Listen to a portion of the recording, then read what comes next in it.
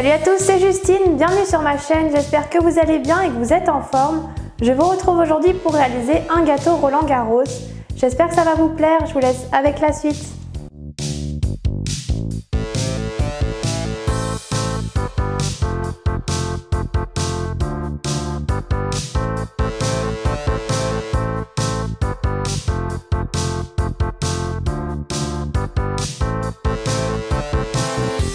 On commence par casser les œufs en séparant les blancs des jaunes.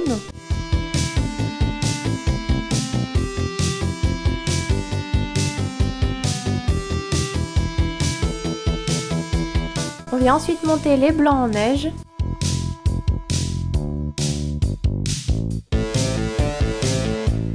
Une fois que les blancs en neige commencent à être bien fermes, on ajoute le sucre en plusieurs fois tout en continuant de fouetter.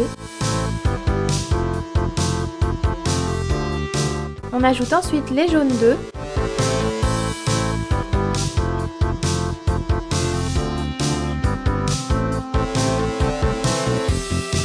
Et on incorpore enfin l'arôme vanille.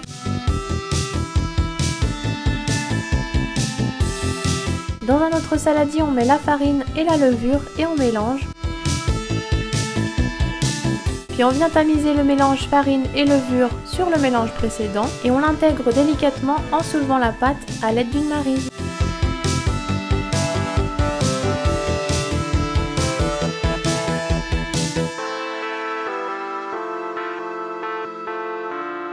Sur une plaque à pâtisserie, je dépose une feuille de papier sulfurisé, puis je viens mettre mon rectangle à pâtisserie. On vient graisser l'intérieur du cadre. Puis je verse ma préparation. Je garde un petit peu de pâte que je viens mettre dans deux cavités d'un moule demi-sphère. Les deux demi-sphères nous serviront à faire une balle de tennis pour décorer le gâteau.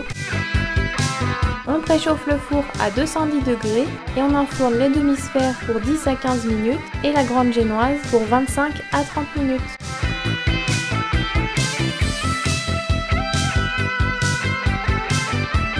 On vérifie la cuisson avec un couteau, si la lame ressort sèche, c'est que la génoise est cuite. À la sortie du four, on laisse refroidir les génoises et donc pendant ce temps, on va préparer la crème au beurre.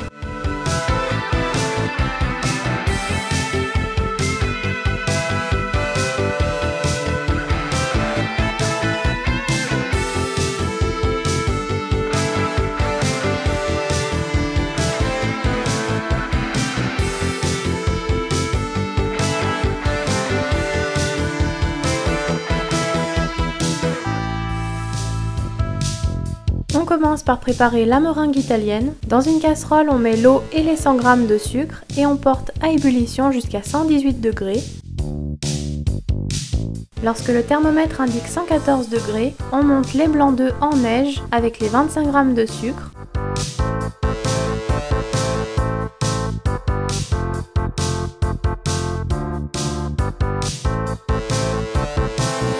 Lorsque le sucre cuit atteint 118 degrés, on le verse délicatement sur les blancs en neige. Et on fait tourner le batteur à vitesse moyenne jusqu'à refroidissement.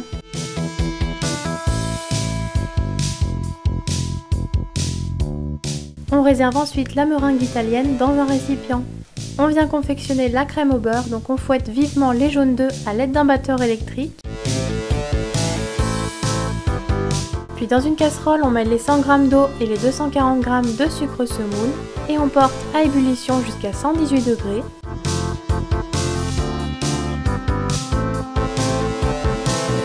Arrivé à 118 degrés, on verse ce sirop sur les jaunes légèrement montés et on bat vivement, donc le mélange doit blanchir et fait effet ruban.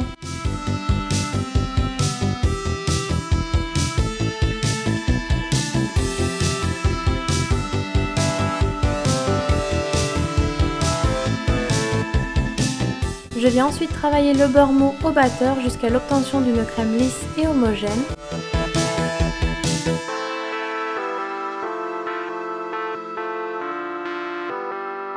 Puis je viens ajouter la préparation à base de jaune d'œuf au beurre monté et je mélange au batteur à vitesse lente pour avoir une texture légère.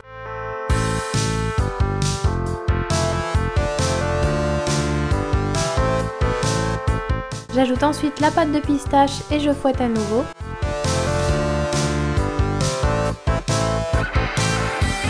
Enfin, j'incorpore la meringue italienne et je fouette délicatement. Et voilà, la crème au beurre est prête. On la réserve ensuite au frais dans une poche à douille. On va alors préparer un sirop pour imbiber la génoise par la suite.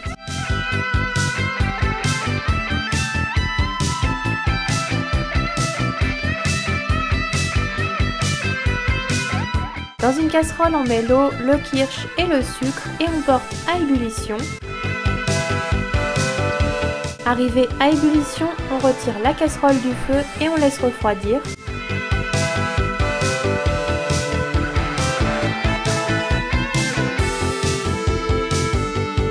On passe au montage, donc je commence par retirer le cadre à pâtisserie de la génoise. Puis à l'aide d'une lyre à génoise, je découpe la croûte du gâteau, donc cela nous permettra d'avoir un gâteau bien régulier.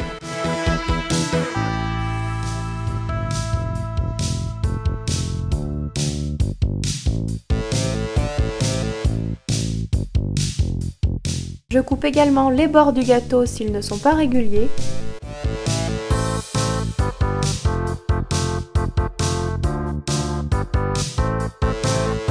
Puis toujours à l'aide de la lyre à génoise, je la partage en deux parties égales de même hauteur. Je dépose le premier rectangle de génoise sur mon plat de présentation et je l'imbibe de sirop.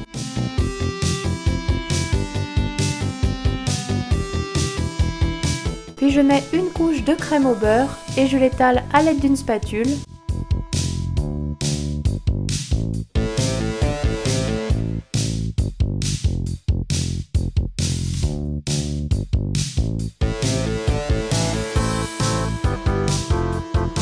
Je viens ensuite mettre les morceaux de fraises sur la crème au beurre, donc je recouvre bien toute la surface.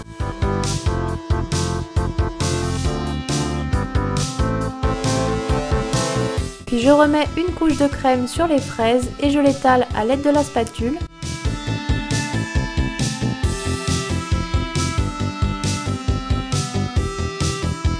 S'il n'y a pas assez de crème, on en remet pour bien recouvrir toutes les fraises.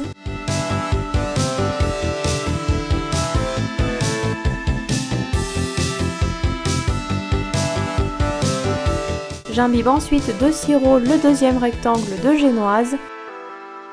Puis je le dépose sur la crème et j'appuie légèrement. Je viens lisser la crème sur les bords du gâteau.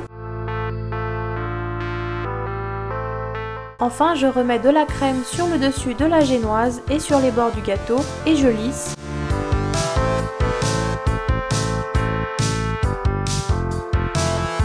On remet un peu de crème pour bien recouvrir le gâteau. Il faut qu'il soit bien régulier puisqu'on va ensuite le recouvrir de pâte à sucre.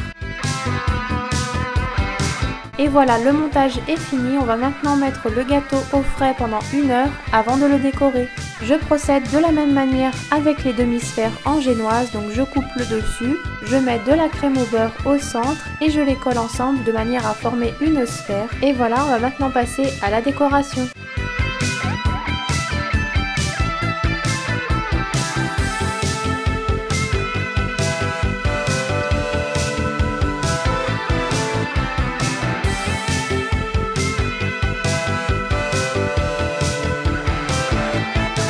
Je commence par étaler la pâte à sucre orange sur un plan de travail parsemé de sucre glace.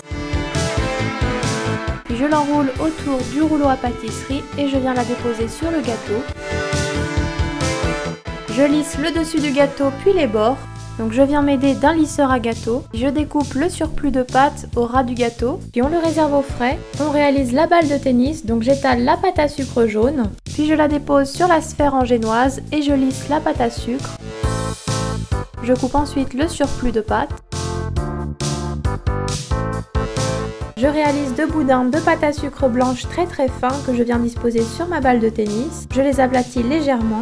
On peut les coller avec de la colle alimentaire ou avec un petit peu d'eau. Je réétale la pâte à sucre jaune et à l'aide de 2 emporte-pièces de 3 et 4 cm, je viens découper des cercles. Et je viens former des petites balles de tennis qu'on viendra coller sur les bords du gâteau. On va maintenant faire la raquette de tennis. Donc je réalise un boudin de pâte à sucre grise et je viens former le manche de la raquette. Je fais une bande de pâte à sucre grise très fine que j'enroule autour du manche de la raquette.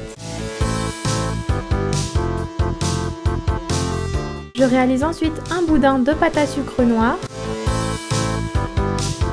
Et je viens former le cadre de la raquette. Je fixe le manche de la raquette et la tête à l'aide de 2 cure-dents.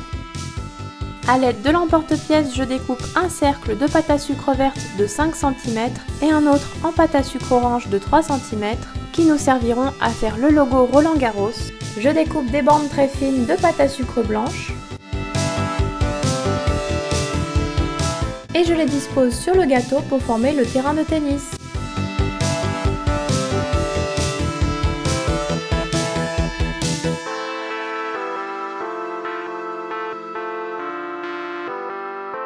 Je viens ensuite déposer la balle de tennis sur le gâteau. Puis je dépose également la raquette.